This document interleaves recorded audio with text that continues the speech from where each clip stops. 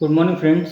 Today I am sharing very important information about the coronavirus and corona vaccination, which is undergone in all the hospitals as per the government guidelines. So I am going to give one by one all the answers as issued and as per research in Indian issues by various medical authorities. तो किसको लगवाना चाहिए, किसको नहीं लगवाना चाहिए, कौन eligible है, वहाँ पे क्या क्या लेके जाना पड़ेगा सेंटर पे, क्या कॉम्प्लिकेशंस है, ये सभी चीज़ों का मैं मेरे पास एक फरमाइश आई थी कल के कुछ कोरोना पे भी आपको वैक्सीनेशन के बारे में भी कुछ जानकारी दें। तो आज शायरियों को छोड़ के, हालांकि छोटा सा गीत तो रह गई, मैं आज आपको इन्फॉर्मेशन शेयर कर रहा हूँ सिलसिलेवार, आप इसको ध्यान से सुनते जाइएगा। तो वैक्सीनेशन के बारे में जो जानकारी भी आई है, तो इसमें क्या प्रश्न ये है कि क्या वैक्सीन लगाना ज़रूरी है। तो वैक्सीन जो है लोगों को स्वेच्छा पर छोड़ा गया है वैसे तो गवर्नमेंट ने। हालांकि सलाह दी जाती है कि जो भी वैक्सीन लें तो इसका पूरा कोर्स लें। सपोज अगर उसका 2 डोज है तो 2 डोज आपको कंप्लीट करना है। जो भी ड्यूरेशन गवर्नमेंट गाइडलाइन तय करेगी, 28 दिन पे लगना है, 8 हफ्ते पे लगना है, जैसा भी है वो आप अगर एक एक ही डोज लेके ना उसको छोड़ दें, मतलब जब डोज पूरा करें तो पूरा होना चाहिए वो। वैक्सीन इतने कम समय में तैयार किए, क्या ये सुरक्षित है, ये क्वेश्चन किया गया है। सुरक्षा, तो इसका उत्तर देखिए आप, सुरक्षा और असर पर नियामक संस्थाओं की स्वीकृति मिलने के बाद ही देश में वैक्सीन को इजाजत दी गई है। सब कुछ अप्रूव्ड है, सब पर रिसर्च हो चुकी है, उसके बाद ही वैक्सीनेशन को बाजार में सरकार ने सभी के लिए इंट्रोड्यूस किया है। क्या उस व्यक्ति को भी वैक्सीन लगवानी चाहिए जिसे अभी कोरोना है? जिन्हें अभी कोरोना है या कोरोना की आशंका है, उन्हें सिम्टम ठीक होने के 14 दिन बाद वैक्सीन लेनी चाहिए। अभी वे बाहर निकलेंगे तो संक्रमण फैलाएंगे। मीन्स अगर 14 डेज उनको हो गए हैं किसी कोरोना पेशेंट को, तो he might take vaccine, otherwise he will spread virus among people. Very important. क्या कोरोना से रिकवर हो चुके लोगों को भी वैक्सीन लेनी चाहिए? हाँ, कोरोना से रिकवर होने वाले लोगों को भी वैक्सीन लेनी चाहिए। इससे उनका इम्यून सिस्टम और भी ज़्यादा मजबूत हो जाता है। तो बहुत अच्छी खबर है ये कि अगर कुछ इम्यूनिटी उनकी बिल्ड हो गई है। लोग बोलते हैं कोविड हो गया है तो अभी तो आपको होएगा नहीं, साल भर की इम्यूनिटी बन गई, 6 महीने की immunity, but it is far better to take vaccine to protect. तो बहुत अच्छी खबर है ये। अब उसमें पूछा गया है, क्या स्वास्थ्य विभाग में रजिस्ट्रेशन कराए बिना वैक्सीन ली जा सकती है? नहीं, वैक्सीन लेने के लिए रजिस्ट्रेशन करवाना बहुत ज़रूरी है। रजिस्ट्रेशन के लिए कौन कौन से डॉक्यूमेंट वैध हैं, ये पूछा गया। मतलब जब आप वैक्सीन लगवाने जाएंगे तो वहाँ पे क्या आपको क्या ज़रूरत पड़ सकती है, तो इनमें से आप कोई भी एक चीज़ ले जा सकते हैं अपने साथ में। मैं बता रहा हूँ आपको। श्रम मंत्रालय द्वारा जारी किया हुआ हेल्थ इंश्योरेंस स्मार्ट कार्ड, मनरेगा जॉब कार्ड, MP MLA या Aadhaar card, PAN, passbook, passport, pension document, केंद्र या राज्य सरकारों द्वारा जारी सर्विस कार्ड, वोटर ID इत्यादि। इनमें से कोई भी एक चीज़ ले जाएं। मैं तो सजेस्ट करूंगा आधार कार्ड अगर आप ले जाएं तो बहुत अच्छी बात है। क्या वैक्सीन के लिए सेंटर पे कोई सी ID दिखानी होगी? रजिस्ट्रेशन में जो ID या कार्ड आपने मेंशन किया है at the time of registration, वही लेके जाइए। सपोज आपने आधार कार्ड को रजिस्ट्रेशन में यूज़ किया है, देन आप अपने साथ में आधार कार्ड ले जाइए। अगर आप पेन नंबर करते तो पेन नंबर ले जाइए, ड्राइविंग लाइसेंस किया तो ड्राइविंग लाइसेंस ले जाइए। मतलब ये जो आपने रजिस्टर्ड किया है बस उसी डॉक्यूमेंट को साथ में लेके जाना है। तारीख का पता कैसे लगा, how will we know to about the date of the vaccination? तो उसका आंसर है कि ऑनलाइन रजिस्ट्रेशन कराने के बाद योग्य उम्मीदवार को मोबाइल पर मैसेज से जानकारी अपने आप दे दी जाएगी। क्या वैक्सीन लाने वाले को कोई प्रमाण पत्र मिलेगा? जी हाँ, ये उसके मोबाइल पे, जो मोबाइल वो रजिस्टर्ड कराएगा उस पर बिल्कुल डिजिटल सर्टिफाइड सर्टिफिकेट मिलेगा। साथ में उसको अगला जब इंजेक्शन की जो डेट है, जो वैक्सीनेशन की डेट है, वो भी उस सर्टिफिकेट में मेंशन रहेगी। अब एक बहुत जोरदार क्वेश्चन हुआ है कि क्या डायबिटीज, ब्लड प्रेशर, कैंसर जैसी बीमारियों से ग्रस्त लोगों को टीका लेना चाहिए? देखिए, डायबिटीज एक बहुत खतरनाक बीमारी है जो भारत में बुरी तरीके से पैर पसार चुकी है, और भारत को डायबिटीज का हब भी कहा जाता है। तो ऐसी बीमारियां जिनको ब्लड प्रेशर है, डायबिटीज, उनके लिए क्या गाइडलाइन है? हाँ, वे ज्यादा जोखिम में हैं और उन्हें वैक्सीनेशन जरूर लेना चाहिए। कई वैक्सीन होड़ में, सरकार चुनाव कैसे करेगी? वैक्सीन की असल क्षमता और उसकी सुरक्षित होना सबसे अहम है। इन्हीं आधार पर वैक्सीन को परखा जाएगा। यह सुझाव दिया जाता है कि टीके का पूरा कोर्स एक ही वैक्सीन कर लें। मतलब यह है कि अभी देखिए कोविशील्ड और कोवैक्सीन चल रही है, तो ऐसा नहीं कि आप एक डोज कोवैक्सीन का लेना है और दूसरा कोविशील्ड की लेना है। आपको एक ही दवाई का डोज लेना है, ये याद रखिएगा। अगर कोवैक्सीन है तो अगला भी कोवैक्सीन लगेगा, पहला कोविशील्ड लगा है तो अगला भी कोविशील्ड लगेगा, ये आपको इंश्योर करना है। क्या भारत के पास वैक्सीन की स्टोर करने की, देश भर में लगवाने की क्षमता है? तो देखिए दोस्तों, बहुत शानदार जवाब है इसका। भारत की क्षमता देखिए, भारत दुनिया के सबसे बड़े वैक्सीनेशन प्रोग्राम में से एक चलाता है। भारत के पास पूरी क्षमता है। यहाँ 2.6 करोड़ नवजात और 2.9 करोड़ गर्भवती महिलाओं को ऑलरेडी टीके दिए जा चुके हैं और लग रहे हैं। क्या भारत में पेश होने वाली वैक्सीन उतनी ही असरदार होगी जितनी अन्य देशों की वैक्सीन है? हाँ, उतनी ही असरदार होगी बेशक। कई स्तर के क्लिनिकल ट्रायल हो चुके हैं, सुनिश्चित करने के लिए हो भी रहे हैं और ऐसी पूरी कोशिश की जाएगी। कैसे पता चलेगा कि आप वैक्सीन लगाने की योग्यता रखते हैं नहीं? अब कोई किसी से पूछा जाए आप योग्य है कि नहीं है, तो ये डाउट बना हुआ है लोगों को, यंगस्टर में, बुजुर्गों में, 45 के ऊपर में, 60 में, सभी में कि यार हम योग्य हैं कि नहीं है। तो उसका जवाब देखिए, अब जो वैक्सीन लगवाने योग्य होंगे उन्हें मोबाइल पर संदेश भेजा जाएगा। क्या सेंटर पर टीका लगाने के पहले या बाद में कोई परहेज की जरूरत है? वैक्सीन लेने के बाद आधा घंटे तक सेंटर पर आप आराम करें। अगर कोई समस्या हो तो नजदीक एनएम, आशा और स्वास्थ्य अधिकारी से संपर्क करें। वैक्सीन लेने से पहले और उसके बाद में भी मास्क पहने, सैनिटाइजेशन करें और सोशल डिस्टेंसिंग का पालन करें, जैसे कि एज यूजुअल हम कर रहे हैं। ये नहीं, लापरवाही नहीं करना है कि जो हमें वैक्सीनेशन हो गया है। अभी देखिए कोविड की सेकंड स्ट्रेन आ गई है, आपने देखा उसमें क्या लापरवाही हुई? लापरवाही ये हुई है कि बस वैक्सीन आ गई, वैक्सीन आ गई, सभी ये चिल्ला रहे हैं। वैक्सीन लगी कहाँ है तुम्हें? अभी वैक्सीन केवल आई है, आपको अभी वैक्सीन लगी नहीं है। तो उस वैक्सीन की खुशी में ही लोगों ने मान लिया वैक्सीन आ गई और बीमारी चली गई।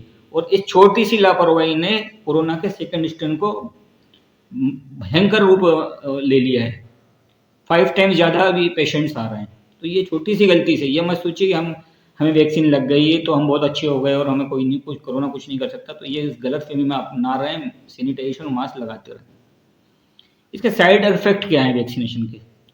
सुरक्षित साबित होगी ये वैक्सीन और इसकी सभी अनुमति ले ली गई है। जैसा कि वैक्सीन के मामले में जनरली होता ही, आप कोई भी वैक्सीन लगवाइए, बचपन में हमें BCG का टीका लगता था और बुखार आता था, हाथ में एक निशान भी हुआ करता था, जो मेरे भी है, काफ़ी बड़ा निशान बन जाता था।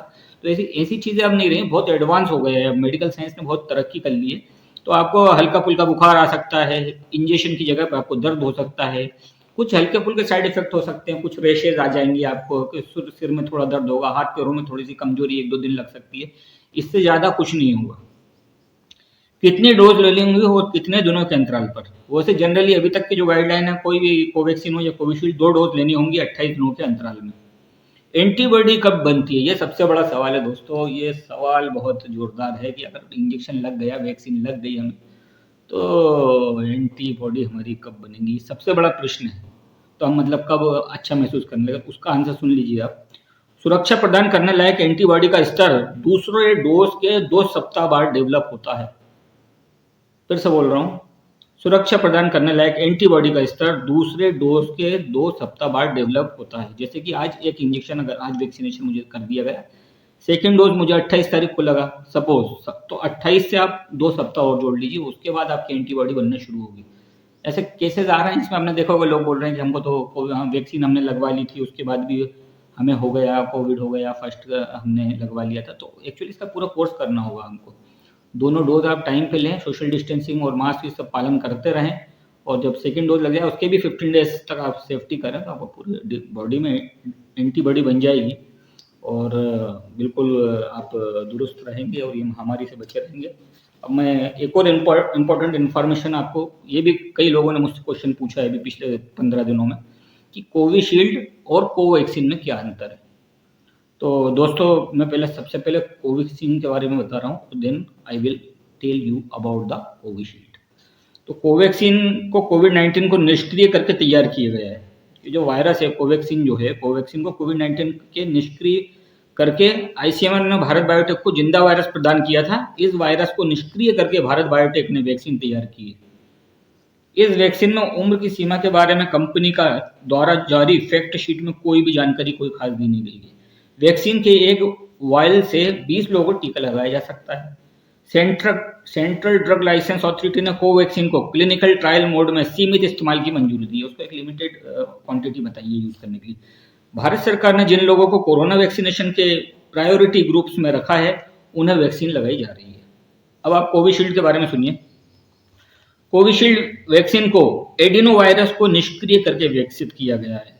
इस वैक्सीन की फैक्ट शीट के अनुसार कंपनी ने 18 साल या उससे अधिक उम्र वाले लोगों के लिए आपात स्थिति में, मीन्स इन इमरजेंसी में, सीमित प्रयोग के साथ लगाने की अनुमति दे दी गई है। इसके बारे में, इस कोविशील्ड वैक्सीन के एक वायल से 10 लोगों को टीका लगाया जा सकता है। इस वैक्सीन को सेंट्रल ड्रग लाइसेंस अथॉरिटी से सीमित प्रयोग के लिए आपात स्थिति में इस्तेमाल की मंजूरी मिली है। इस वैक्सीन के ट्रायल के परिणाम आ चुके हैं, ये पूरी तरीके से सुरक्षित है। तो दोस्तों, जान है तो जहान है। सबसे पहले आप कोवैक्सीन और कोविशील्ड ना देखें, आप ये देखें कि कोविड का वायरस फैला हुआ है, सेकंड स्ट्रेन बहुत ही डेंजर है। इस खतरनाक स्थिति में आप चुनाव नहीं किया जाता। जब मौत सर पे हो, कफन लेके आप घूम रहे हैं सड़कों पे, तो आप ये ना सोचे कि मैं ये नहीं वो लगाऊंगा, वो नहीं मैं ये लगाऊंगा। अभी ऑप्शन नहीं है दोस्तों, जान है तो जहान है। जो मिल रहा है वो ले लीजिए। गरीब देशों में तो किल्लत है, गरीब देश तो भारत से मांग रहे हैं कि कोवैक्सीन दे दीजिए। आपको बता दूं कि भूटान एक ऐसा एकमात्र शहर है, जो देश है, जो 85% आबादी को वैक्सीनेटेड कर चुका है। और हमने तो कोवैक्सीन जैसी इतनी बड़ी दवा वैक्सीन बना ली, जो मतलब मैंने कुछ दिनों पहले बोला था भारत विश्व गुरु बनेगा, और हो भी रहा है। तो ये तो एक हमारा अचीवमेंट है। तो हमें जो मिल रहा है वैक्सीन, वो हमें लगवा लेनी चाहिए। और ज़्यादातर लोगों को मतलब ये इंकरेज करिए कि वो वैक्सीन लगाएं। भारत सरकार की गाइडलाइन का पालन करें, भारत सरकार का सपोर्ट करें। क्योंकि जब हम किसी को इंस्पायर्ड करेंगे दोस्तों, हम खुद भी लगवाएंगे, दूसरों को भी प्रेरित करेंगे, तभी हम इस समाज को बचा पाएंगे, मानवता को बचाएंगे, मानवता की सेवा कर पाएंगे। तो ये इसमें देखिए इम्यूनिटी जो है, अब ये बता दे दूं क्या क्या होता है वैक्सीन, ये वैक्सीनेशन के बाद। वैक्सीनेशन से जो इम्यूनिटी बनती है वो ऑलमोस्ट 10 टाइम्स बनती है। जो नेचुरल इम्यूनिटी, जो खा पी के आप अपना फ्रूट्स वगैरह, जो भी आप आपके प्रोटीन इनटेक, मल्टीविटामिन लेके जो आप करते हैं, जो साल भर या 6 महीने में जो आपकी इम्यूनिटी डेवलप होती है, उससे 10 टाइम्स अप्रोक्स ऐसा बताया गया है। अभी और भी रिसर्च चल रही है, 10 टाइम्स आपकी इम्यूनिटी बढ़ जाएगी। Once you will get immunity, definitely you will defeat corona virus. तो जो वैक्सीन बाजार में आई हैं, भगवान ने जो हमें दे दी हैं, भगवान का ही बोलना पड़ेगा, ईश्वर, अल्लाह, खुदा, जो भी हमारे रब हैं, उन्होंने हमें दुनिया में एक अच्छी दवाई दे दी है दो। और हमें सभी धर्मों को मैं प्रेरित करूँगा कि सभी धर्म के लोग आगे आएँ से, और जितने भी चीफ हैं वहाँ के सभी धर्मों के, वो प्रेरित करें अपने अपने धर्म के लोगों को कि भाई आप इन चक्करों में ना पड़ें, और मज़हब के चक्कर में ना पड़ें, और आएँ बाहर और सभी को वैक्सीनेशन का के लिए प्रेरित करें आप। और वैक्सीन है तो थोड़ा टाइम तो लगेगा। देखिए, कोई भी चीज़ आती है दुनिया में तो उसके लिए इलाज ढूंढने में थोड़ा टाइम तो लगता है। एक शायर ने कहा भी है, लंबी दूरी तय करने में वक्त तो लगता है, लंबी दूरी तय करने में वक्त तो लगता है। तो दोस्तों, शायर भोपाल के साथ आप बने रहें, और जाते जाते ऐसा हो नहीं सकता कि कोवैक्सीन पे इन्फॉर्मेशन हो और उसके लिए हम दो शब्द ना कहें। तो ये वैक्सीन अभी कली है, इसको फूल बन जाने दीजिए दोस्तों, मज़ा आ जाएगा मानवता को। और इस कली के लिए जो वैक्सीन अभी आई है और जिस पे डेवलपमेंट चल रहा है, उसके लिए बस छोटा सा एक गीत पेश करूँगा, आप इसका लुत्फ़ लें।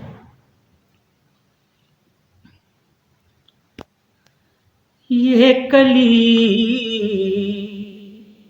जब तलक फूल बन के खिले, बेकरार बेकरार बेकरार करो, इस पे एतबार करो। ये कली जब तलक फूल बन के खिले, एतबार एतबार एतबार करो, एतबार करो। और कुछ ना कुछ तो परिणाम दोस्तों आ ही जाएंगे। इसलिए बस जाते जाते यही कहेंगे कि वैक्सीन पर रिसर्च चल रही है, चलती रहेगी। आप अपना वैक्सीनेशन पे सेंटर पे जाके अपनी वैक्सीन लगवाते रहें, और सभी को प्रेरित भी करते रहें, और अच्छे रिजल्ट आएंगे। जाते जाते बस यही कहूँगा, इंतजार इंतजार इंतजार करो, एतबार करो। ये कली जब तलक फूल बन के खिले, इंतजार इंतजार इंतजार करो। आदाब।